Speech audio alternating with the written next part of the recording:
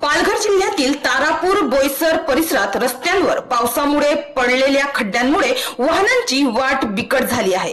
तारापूर औद्योगिक क्षेत्राला जोडणारा बोईसर चिल्हार राज्य मार्ग आणि बोईसर परिसरातील मुख्य आणि अंतर्गत रस्त्यांची पावसामुळे चाळण झाली आहे। बोईसर मधील बिरसा मुंडा चौक, मुकुट पेट्रोल पंप, टाटा हाऊसिंग, वाघोबा खिंड, नागझरी नाका, वेडगाव, खुटल, मधुर चौक, टाकी नाका, कमलिन नाका, टाटा स्टील रोड या प्रमुख ठिकाणी पडलेल्या मोठ्या आकारांच्या खड्ड्यांमुळे वाहतूक कोंडी सोबतच किरकोळ अपघात देखील होत आहेत।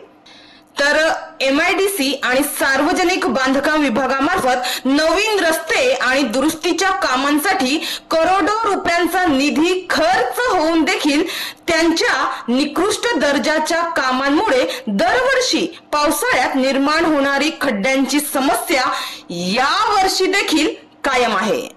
मुंबई अहमदाबाद राष्ट्रीय महामार्ग ते तारापूर औद्योगिक क्षेत्र व बोईसर शहराला जोडणाऱ्या 16 किलोमीटर लांबीच्या बोईसर ते चिल्हार या राज्यमार्गाची वाट बिकट बनली आहे। दिवसभरात या राज्यमार्गावर वाहनांची प्रचंड वर्दळ सुरू असते।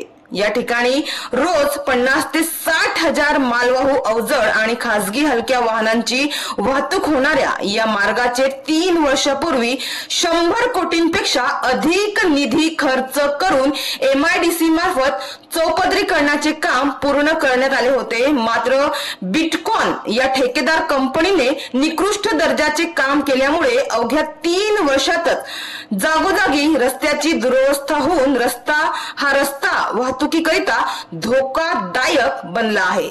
या वर्षीच्या पावसात बिरसा मुंडा चौक, मुकुट पेट्रोल पंप, टाटा हाऊसिंग, वाघोबा खिंड, नागझरी नाका, वेळगाव, खुटल, चिल्हार फाटा या ठिकाणी रस्त्याची चाळण होऊन मोठ्या आकारांचे या रस्त्यांवर खड्डे पडले आहे।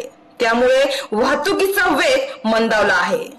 तर बोईसरच्या रस्त्यांच्या दुरवस्थेविरोधात सामाजिक कार्यकर्ते अमोल गर्जे यांच्याकडून वेळोवेळी आंदोलने करून प्रशासनाचे लक्ष वेधण्याचा प्रयत्न सुरूच आहे। मात्र याकडे सार्वजनिक बांधकाम विभाग व MIDC दुर्लक्षच करीत आहे।